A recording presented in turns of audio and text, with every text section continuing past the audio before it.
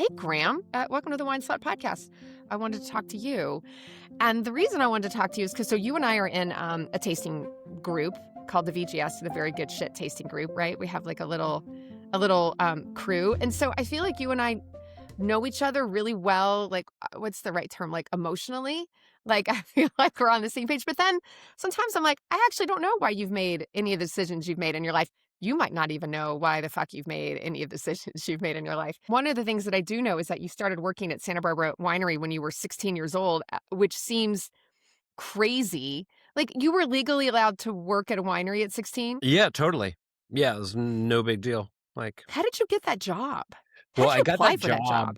because my older brother had gone to this school in Santa Barbara, Santa Barbara Middle School, which is like this like private middle school that's kind of alternative in a really cool way. Anyway, and they all did like 1 week internships around town. Like kids would get to like choose a place to try to do a work, and the school would work with the business. And like the first year he worked at like this music shop, like music equipment shop. And then the next year he was like, I want to work for a winery. Like, that seems cool. and and just because like our parents drank wine. And so it was like, you know, in the United States at that time, it's like just not a lot of people didn't even drink wine. It was like super kind of niche. So my brother had got this job at Santa Barbara Winery. The winemaker is still the winemaker to this day. Bruce McGuire is like this Oh, nicest yeah. guy, really reserved. And I think my brother ended up doing that 1 week internship and then ended up like working a harvest for them and then working mostly just like bottlings like during summers. Like they would just need extra hands. But he didn't like work there ever full time. Mhm. And the summer I was 16, I was like, I should start working. And somebody didn't show up for work, and my brother was already there, and he's like, hey, I think my little brother's looking for work. Like, let's call him up. And I just like happened to be awake at like early that day. That's not a given for a 16-year-old. Exactly. And so I just went down there and was like, oh my God. And it was very much, it's like bottling. It's the worst part of the whole industry. But it totally reminded me of like Laverne and Shirley, like the opening where they're like bottling. It was just like this factory and you go in one position and you just kind of do your thing. But you're in this room that just smells really nice. Mhm. Um, and it's at Santa Barbara Winery. Their vineyards are up where our vineyards are, right, in Santa Rita Hills area, but the winery is actually in In Santa Santa Barbara. Barbara. Mhm. It was 2 blocks from like the beach, just right in downtown Santa Barbara. So I just went down there and started working, and it was like, oh, this is cool. And they were really nice to me. And partly I just thought, I guess I just had like naturally a good work ethic. I was just like, oh, this is a job. You're supposed to just do what they tell you and try to do it Well, well. I didn't realize that was like unusual. So they were like, dude, this guy's great. Like you can, yeah, you want to like work all summer for us? Like we're gonna bottle for the next 2 weeks.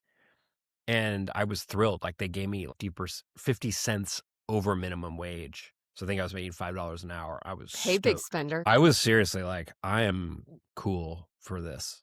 I Was was Greg pretty proud of Brewer the myself. assistant winemaker at the time? Who was the assistant winemaker? So it actually wasn't.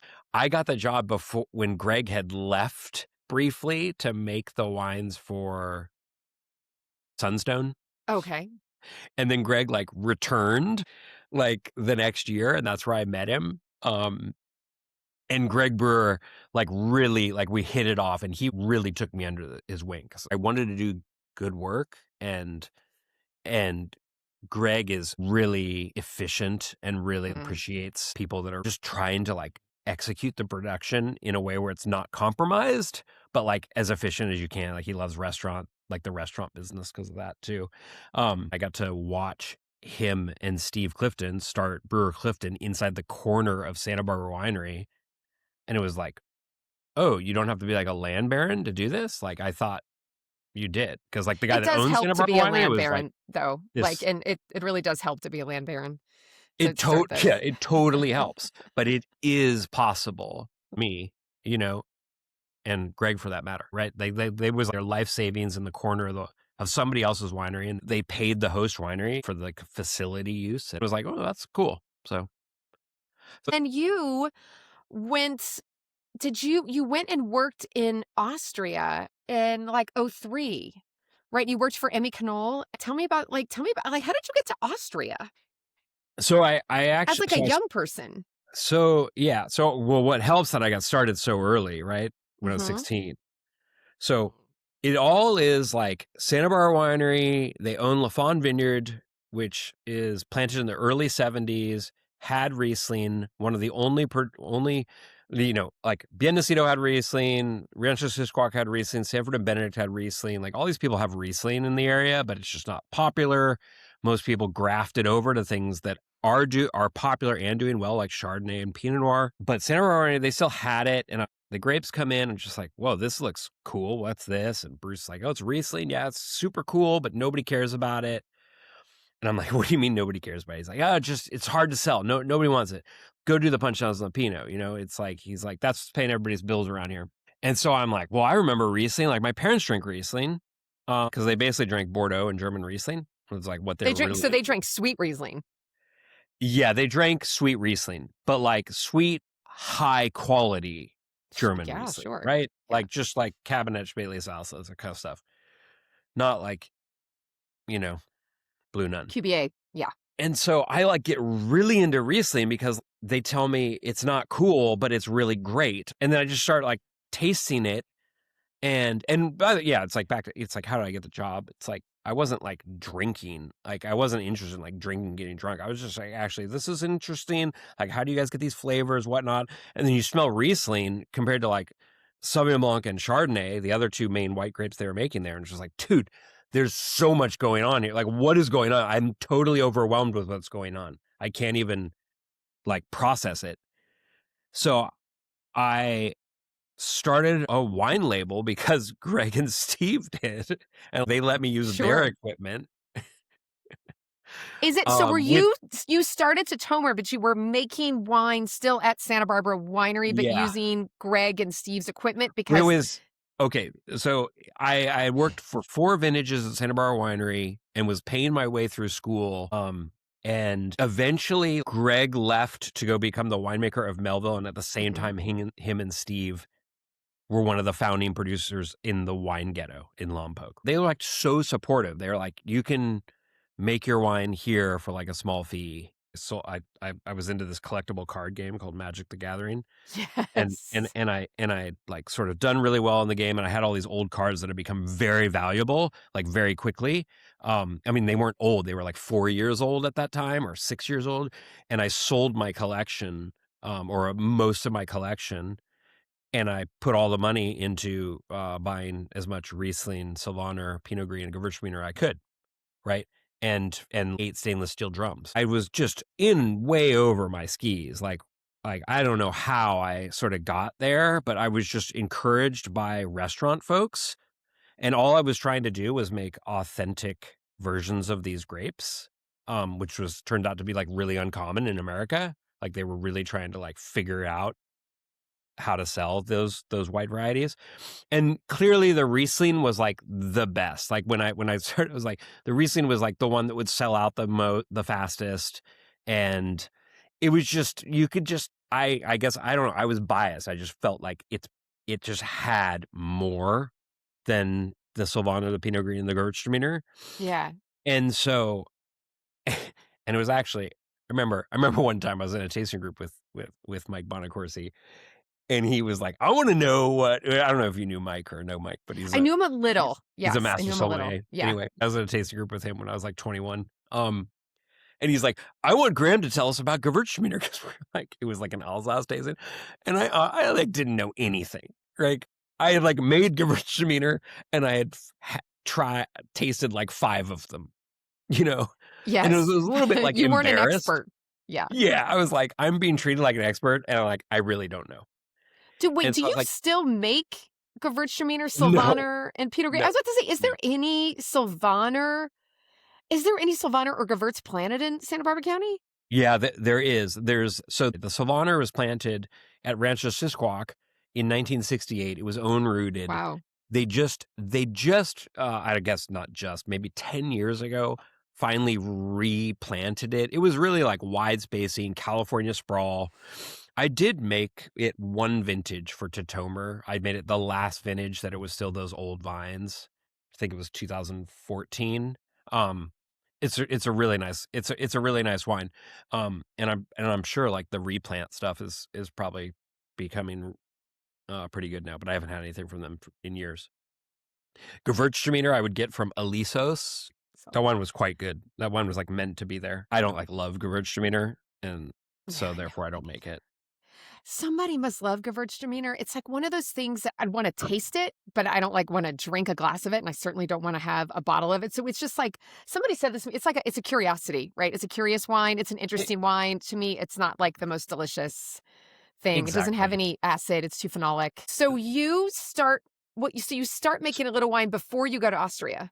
Yeah, so I make wine for like 3 vintages and very little though. The 1999 was a tiny amount, but 3 vintages, and then what's key, I'd realize I want to know more about this. Like I was now really like drinking mostly European wines or these more, you know, um, whatever you call them, these domestic producers that some sort of had like an affiliation where like they either went and worked in Burgundy, like, like the Ojai Vineyard or Au Bon Clement, or like they had someone from Bordeaux or something come over and help Right. them in their Napa estate. I was like, I liked these more nuanced versions of wine, these more like, um, and nobody and there was like no one to really talk to about these varieties I was doing because people were already like talking to me and I'm like, I don't know what I'm doing. I remember there was this vintage with the Pinot Gris where it was really like sort of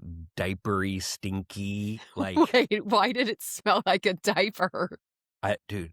It was the lees. It was like this weird reduction, and I was like, dude, this wine's messed up. And I talked to my peer winemakers, and they're like, yeah, man, that's messed up. Wait, was it like fecal? Is that what you No, mean by diaper? Like, what do you maybe mean by diapery? Or do you mean like, it's sometimes this like, really anyway.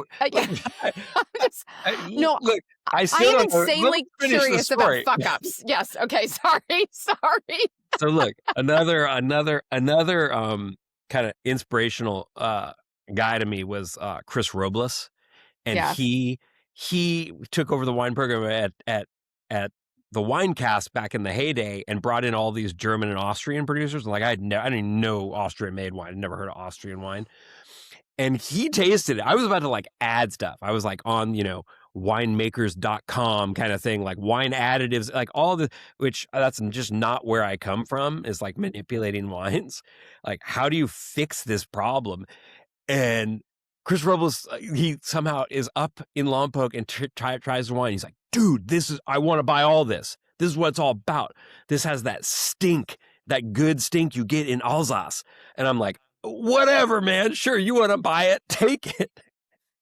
But this is just one of those moments like in your life where you're like, I was going to really go down some path that like I didn't want to. And it was just because I didn't have enough experience tasting and seeing all these flavors. I was like, I want to go and work in Europe for a Riesling producer, and hopefully they'll make some of these other varieties too. Blah blah blah.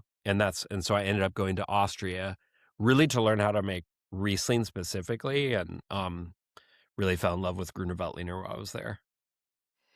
When you're like, because I'm sort of like obsessed how we did anything before we had phones or, or we had like a technology attached to us all the time.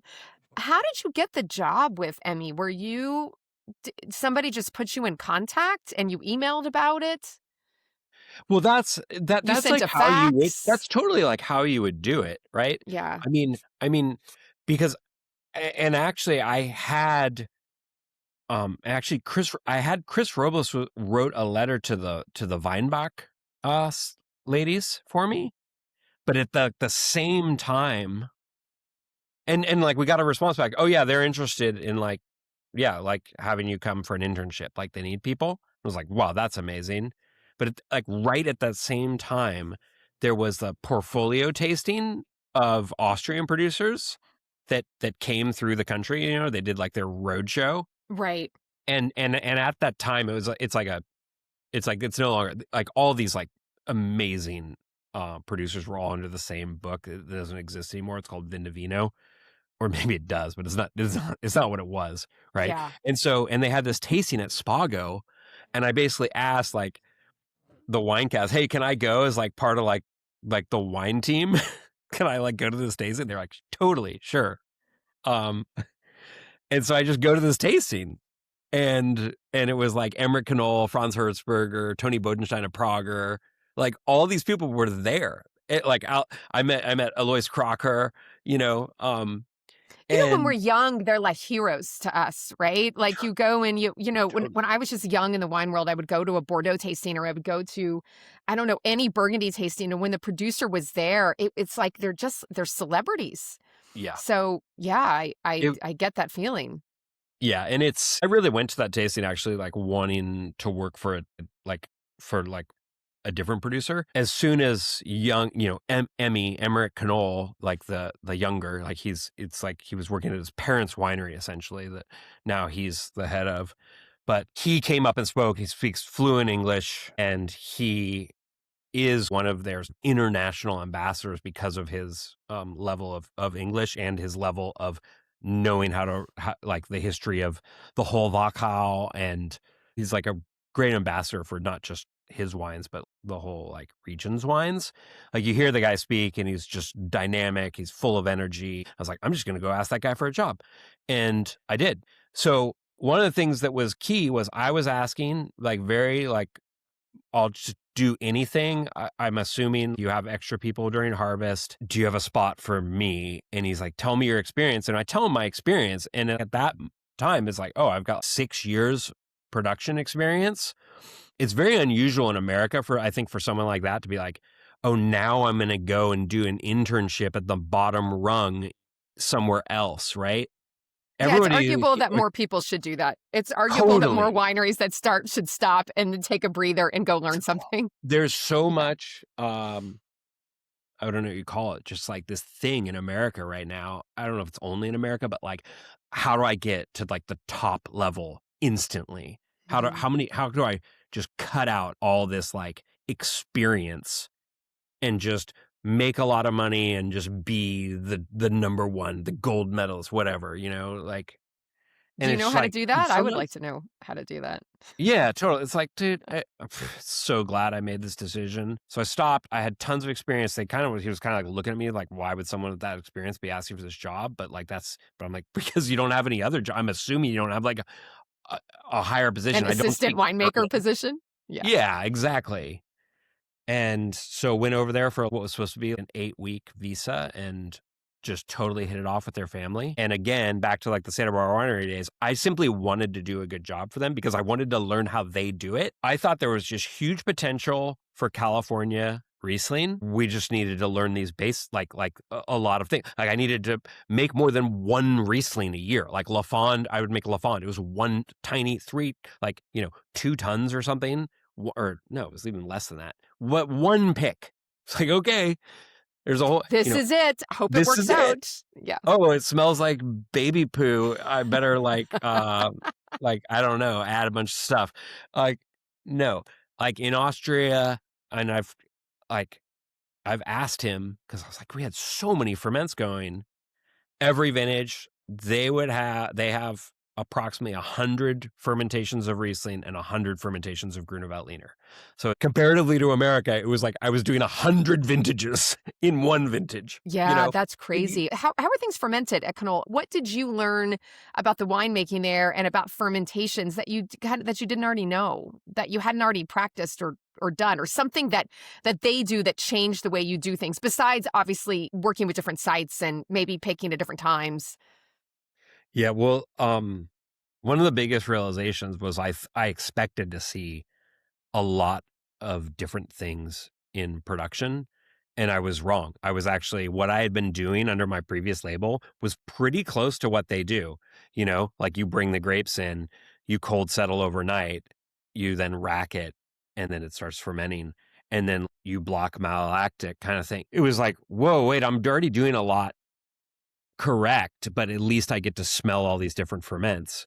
So, okay, so one of the first things is they are growing the grapes with the intention of, let's be able to macerate them on the skins overnight, which nobody had ever talked to me about skin macerating Riesling before in my life. And they're like, but if you shouldn't do it, you shouldn't do it. And so they would have this range of like from 0 to like, 12 or 14 hours that they would macerate it on the skin, like all the Gruner and Riesling. And also, they weren't scared to sort of be rough on the material as long as it was good material, because you actually want to break up all those cell walls and like membranes. And so it's like, okay, that's really interesting. After that, the one major fermentation change was I was fermenting super, super cold in stainless steel, because like In little stainless steel barrels? yeah, that's what I was Mhm. doing, because I thought that sounded cool. And they're like, I mean, I remember specifically, like with Emmerich Knoll and Franz Herzberger this one night, them be like, no, no, no, no, no, no, no. Dude, you cold, yeah, sure. That's gonna make a super fruity wine, but you're gonna lose all your complexity. Like, look, we can show you examples. And they were like, here's a producer that really loves that style. Here's someone else producing the same grape, same site, but just at warmer temperature. And it was like, oh, dude, this is how you get all that structure and all those tertiary flavors. And the wine was just so much more complex. And it was just like, oh, that was me just doing the classic, like, what sounds buzzy thing. It's like steel, cold, blocked ML. These are like, just, It feels very you got to New be careful. Zealand. You Yeah. got to be careful. One of the reasons barrel fermentation is so desirable, a lot of people would actually say it's not because it's a barrel, it's because the temperature that a Mhm. fermentation achieves when it's 45 gallons, in a barrel, a 60-gallon barrel, because that's how you do it, is sort of this like 70 to 80 degree temperature, which is an amazing temperature to create and capture the flavor espers to make a complex wine, right? And so Yes. it's not that it was in a barrel, it's actually that it was at that temperature. Mhm. Um, and having temperature super low, you make a simpler but very fruit expressive wine. I think Love it. it's a style. It's maybe something for somebody who wants to bottle earlier and to make that style. But for me, when I drink Riesling, actually almost anything, I'm not even reds or whites. I'm not that interested in stainless steel fermented anything. I just do feel like the wines kind of lack some complexity and they're maybe a little fruity. So when I'm looking for Riesling, I'm hoping that it's fermented in some sort of wood vessel. Wood is a good thing. Um, Wood is a good thing. yeah. Yeah. I mean, that's also like not a Riesling specific thing, but just like the level, Yeah. just the rate of microoxidation through wood versus not stainless. It does an incredible thing with wine. So, yeah, I mean, we're talking like, how do we make these complex wines? How do we make these wines that are like in Austria called Schmaragd, or like in Burgundy, just these Premier Cru, Grand Cru, or just this great bottle of wine that you're proud to have on the table, that it's like, oh, this wine, you can drink it now, you can age it. It's like uh, uh, it, high quality material made well, and it's just, and oftentimes fermentation temperature is a real component of that, so Yeah, it, so you leave Austria after you there for a year, 2 years? I was A there year? for almost a year that first time, and then I went back for 2 harvests in '05 and '06. Just to work the harvest. Yeah. So you didn't make wine then for almost 3 years? Yeah, I mean, I did one harvest at the Ojai vineyard, but yeah, I missed 2 harvests, like Okay. '04. Actually, '02 and '04 are like the only gaps where I didn't work a harvest, basically since 1995. Wait, that you didn't work a harvest or that you didn't make wine for Tatomer for your own Oh, label? Tatomer? Yeah, Tatomer I didn't start until 2008, right?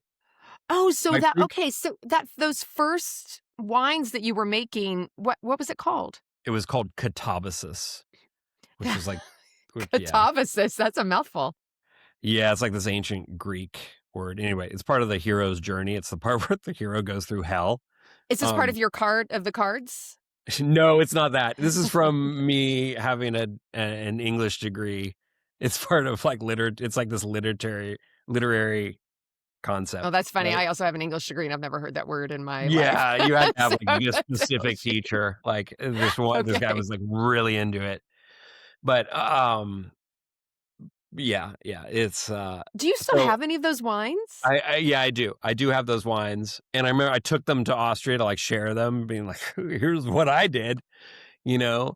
And they were all like, why is it called this word? And I'm like, sitting down again with like Emmerich Knoll, Franz Herzberg, Leo Altsinger, and they're like, And why isn't it called Tatomer? yeah, exactly. Because all of I mean, that's a really traditional Yeah. thing to do. You have to like think about that in America, whether you want to do like, I don't know that a lot of people know that Tatomer is, I mean, they know it because it's you, but when you see Yeah. Tatomer, you don't automatically assume it's someone's last name. No, yeah, you're absolutely right. Yeah. I'd say almost most people don't think that's a last name. They're like, what's that supposed to mean?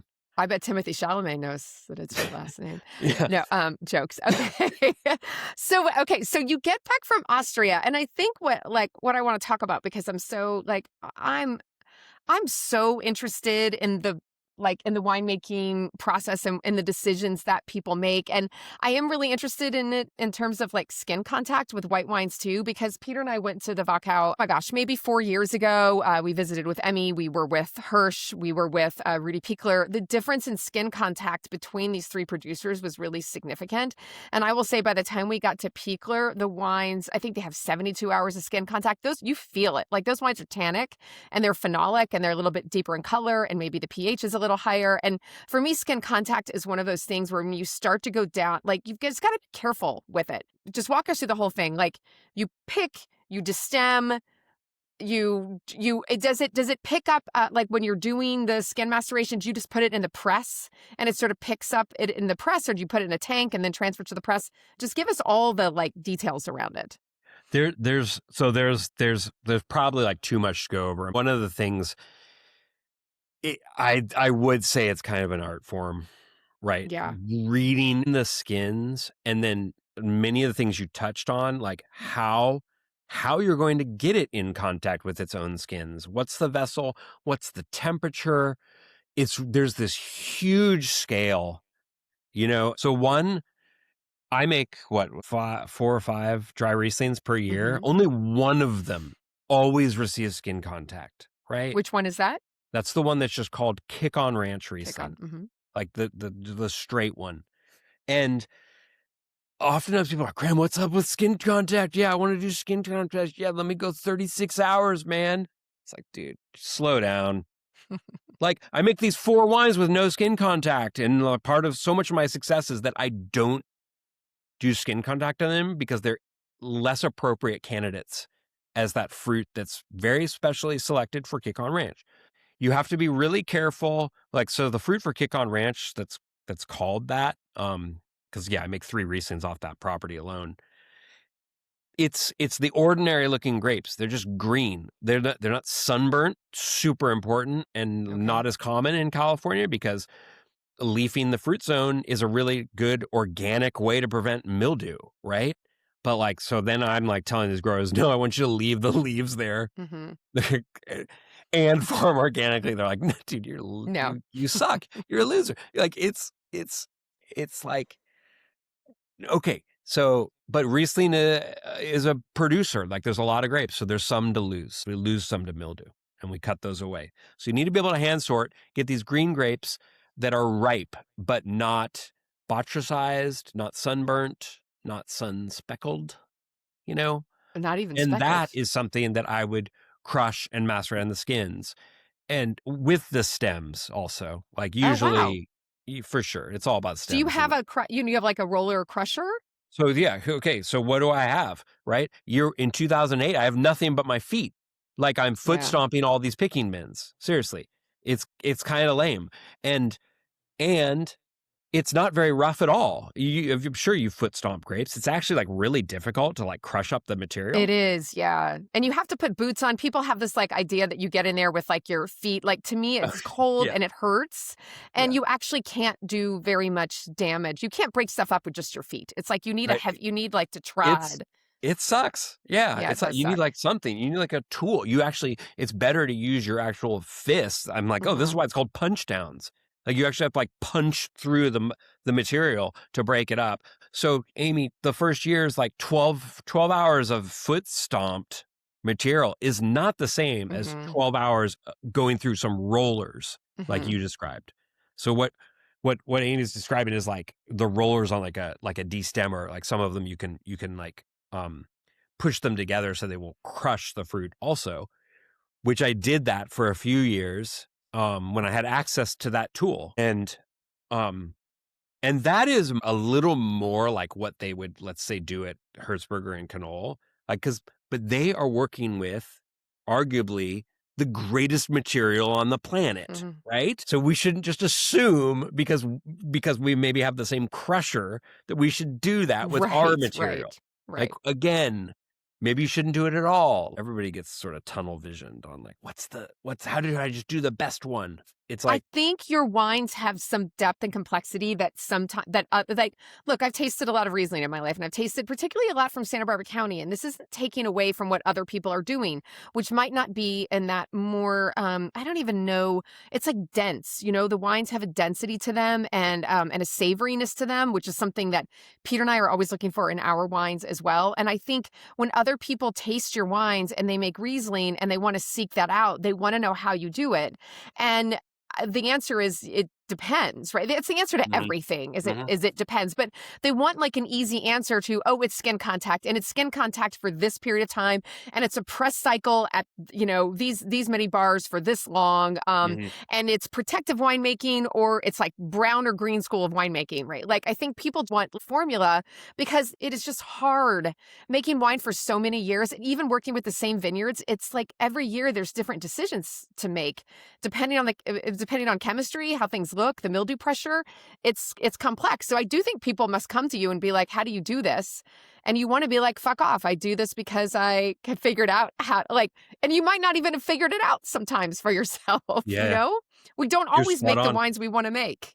Yeah, you're totally spot on there. I mean, it's really like, one, if I could just tell you in a few sentences, like, everybody would be doing this. It's super complex, and you got to go learn your vineyard in your way. I mean, for sure, one of the things I do is I think I'm extremely patient. Don't do a bunch of different things each year, like, Hmm. do one thing. That's the only way to possibly learn something, It's you really know? true. It, Yeah. it, it's like, and then I mean, I think I have just I've been able to identify cause and effect, which is so difficult in this industry. Hmm. You think your wine is good because it was fermented in barrels, but it was actually you like it because it was fermented at a temperature. You've got to figure out this cause and effect, and, like, is it the way that your vineyard's access to water that's actually affect like I could totally theorize on how much water the vineyard receives to affecting how long I will do skin contact. It's Yeah. just it's too complex to, like, to speak about, but you have to get to the point where you, like, feel your fruit. Like, I feel like when I go to Kick on Ranch, like, I feel it, like, it's like this extension of my body. I can feel it breathing in a way, like the health of the leaves, the wind, like what it's exposed to. Like, and you need to be able to learn how to translate. That's why the ultimate thing is to be a grower producer for sure. Like, these guys in Austria, you go outside Knoll, the back door, you can see every single vineyard they Hmm. work with from the back door of their house, which happens to be the winery. That's really the way to do it. And us in California, where we don't own vineyards, or like, or we do, or we almost do, and it's Or we not, like, almost outside the do, house, and it's not next disaster to the strikes. winery. Yeah. Yeah. um but you've got to build this relationship and then start doing trials and errors, and just um it's yeah, I mean, Oh, it's one of those things that Peter always says is if you make beer, you get as many chances a year as you as you want to try to create whatever product you're looking for. Like, you get chances to experiment. We only get one shot a year, and you might only, maybe people like, I'm trying to think, Jim Clendenin or Rick Longoria or Ken Brown, maybe they've got 50 harvests in their lives. I personally, like, just the patience thing is so true. I don't know that I have 50 harvests in my life. I'm tired. Like, it's exhausting every year. The money gets harder and harder to come to terms with every year, in terms of great prices and sales and rents and all the things that you and I and Tyler and Brandon and sort of we kind of go off on in our VGS group. But I anyway, I don't want to go off on that part of it because now we're in the business I part, can which talk a lot about that. I know you and I should actually have like a whole separate conversation about business, because that's the part of all of this that, like, you can make the best wine in the world if you can't sell it. Nobody, who gives a shit, right? Yeah. But I want to go back to like what we were talking about just like walk me through your process, even though let's say that it's really variable. So you do some skin contact, you do it with Kick On, you might do it with other, you don't do it with other vineyards, but then you then what is the process? You press, you have a pneumatic press. I can see it sitting right So behind you. you can see my press behind me. You don't get a shot of the fact that I do have a tank press, which is Mm-hmm. a little less common in America, but like everybody pretty much every Riesling producer in Europe will have a tank press. They might have two, like a lot of them have two presses, and they have like one that's an open press with a big screen versus a tank press, which you can really like fill up and close. So when I got this tank pressed because it's a great vessel you close it, which means you can like fully close it and like not lose juice. So it's great to do the maceration in the press. Mm-hmm. And then when it's time to actually start, you just like remove these caps and hit go. And like, so like, like at Hertzberger and Knoll, they both have like two presses, like I described. And they also typically have, I don't know what they have now, but then they would have two also maceration vats, like above, like on this other level. Mm-hmm. And there it's really, really cold, like during harvest. So like they would crush their fruit and put it, like sort of move it to a maceration. So they could sort of have four macerations going at once, one in each press and one in each maceration vat. And anyway, so now I just have the right press. So I could, if I could do two macerations if I used my destemmer, but just use it as a crusher, like into like bins. But in California, it's just a lot warmer. Like my winery, I'm proud of it. It's in Lompoc. It's a warehouse just like yours, right? But it's not like freezing. So there is fruit fly pressure. So I wouldn't really want to have like open containers. So I'd have to like Yeah. seal picking bins somehow. It's doable. But really that press is key for my production. To keep How it. much was that thing? Tank press. What's that? The tank press. How much does that Oh, run you? it's the same price. Exactly. So whatever a new Okay. one costs. Like I bought that Okay. new. It was crazy. It's like the most expensive thing I own until we bought a house. Yeah, it was like God. this is crazy. I mean, it's really expensive. Like, I don't know. At the So I'm time, looking at the little $70,000. foudre behind you, or your little wood aging vessels there. What is it? Yeah, What those goes in are some there? nice Austrian made foudre. Those have wine in them. All those tanks behind me have no wine in them. Those are just like transtore tanks, like for Mm-hmm. blending and moving wine around. But those two foudre are like that has actually the top Gruner Veltliners in them, because those are 1,500 liter acacia. The barrel, like there's a whole other barrel room behind me, and barrels meaning like only Pinots and barrels at Tatomer. I've got a lot of other wood though. It's just large format acacia, for Gruner, or some large format very old oak that some Rieslings are aged in. So yeah. So we put everything in that press, bring it in, try to get the fruit in as cold as possible. But it's really like, it's more important that I've selected the vineyards I've selected. I've chosen the picking date I've chosen, and we hand sort in the vineyard for like basically all of the most important wines that I make, which is, I guess, all of them. Yeah. So I really think all those things that I just said are more important than what we do here, which is like just put it Mm-hmm. down this slide. It's like, you really need, like, it's like, am I using cast iron or stainless steel to cook this thing? right? Yeah. It's like, oh, this one, or am I baking this or am I sauteing this, right? There's a lot of ways to make perfect produce enjoyable as long as you just know how to use your saute pan, right? So, like, know how to use your equipment. Don't be lazy. Don't compromise ever. You can't just be like, oh, like, bro, it's cool. Like, just, you gotta be on top of it, So without so going stressing. back to the vineyard, no, I totally know what you mean. Like we could talk about winemaking all day, but kind of in a sense, it doesn't really matter. I mean, it matters a lot, but you go back to the vineyard. Do you have specific chemistry that you're looking for? Do you pick by sugar? Do you pick by pH? Do you pick by feeling? Do you pick by like Brandon will go out and like chew on the stems or something I would not like Yeah. I don't that to me is not a way that we decide to pick. But I'm really curious about people who have other ways of deciding that fruit is ripe and ready to come in. Yeah, I mean, I definitely do that where like I'll chew on stems and things until like I won't. It's part of like learning the vineyard. Um, so if we're only talking about Riesling, it's pretty much, I mean, at this stage, where I've been working with the same Riesling vineyards for a long time now. It's like I work with a Santa Lucia site that I call Steinhugel, that wine gives so much flavor at low sugar. So I am actually looking at the sugar because it can be overly flamboyant at high Hmm. sugar, and it's a little warmer there than it is in Santa Barbara. So there's risk of it getting too high in sugar. Very low risk, but there is risk. Um, so that's like one example where I'm really thinking about numbers and being like, dude, it, I've never picked too early. And like I pick things like some of the Gruner picks I pick are like at 19 bricks, so Well, what do you and pick when that I one at the one in wait, what are you calling it? which one? Stein? The one you just said Steinhugel Riesling? Steinhugel. Yeah. Steinhugel. Yeah. What are you picking that at I'm generally? picking that like between 20 and like 21 and a half or Okay. something bricks. I guess it's important, but yeah, it is.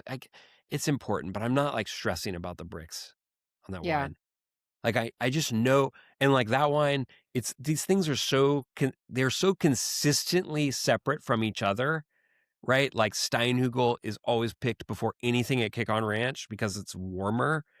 And it's like, and since I can see Kick on Ranch like every day if I want, and be like, dude, it's not even close, then it's like I've got some room to err. It's more like it's going to be good and like where you're gonna harvest it and take that snapshot of the year. I basically work with sites where you have a fair amount of wiggle room for like Mhm. error rather than like trying to bullseye this perfection thing. Um, which is more like Pinot, like really difficult, really stressful on when to pick that. But It's with really annoying. Riesling Yeah. grown in a cool site where it's barely moving, Mhm. and that's a really nice luxury. And so what I'm trying to get it there, right, through low irrigation, through, again, it's part of so much of it though just has to do with site selection, right? There's a fair amount of Riesling in our area that's just further east. Mhm. So all year round it's just warmer, and there's potential for things to get out of whack, for it to sugar ripen early without physiologically ripening. And also not only early, but like maybe sugar spike super high. We have these heat waves now, like way too often, like Like in every Labor harvest. Day, it happens. It's either for 3 days or 10 days, and you never know. And sometimes it's 115 degrees, and then the vine loses its canopy and nothing gets ripe ever again. Totally, Yes. totally, right? Like that. There's not much anybody can do when that happens, Right. like in 2022. But in years like 2020, where we just had like some heat spikes, some heat waves, that's where, well, good thing that my site selection made it so like my Riesling wasn't even close to being ripe when those happen. And so they just weather them. The vines get a little bit stressed, but it's not like all of a sudden I've got 25 brick Riesling. Right. It's like, Right. no, like, and it's interesting to me how similar, like in Austria, they have these risks of September rains, like really, really heavy rains that they can get in September, and they don't want like their fruit to all rot.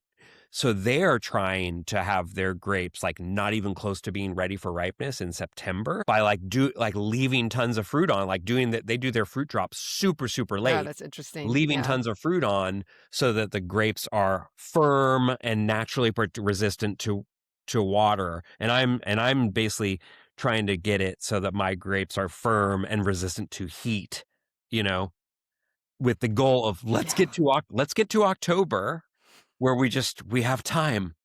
We have Yes. time. Just skate into October. Graham, it has been like an hour, and we could talk for like another hour. We didn't get to half the things I wanted to talk to you about, but we'll do it again. Okay. All right. Thanks, All right. Graham.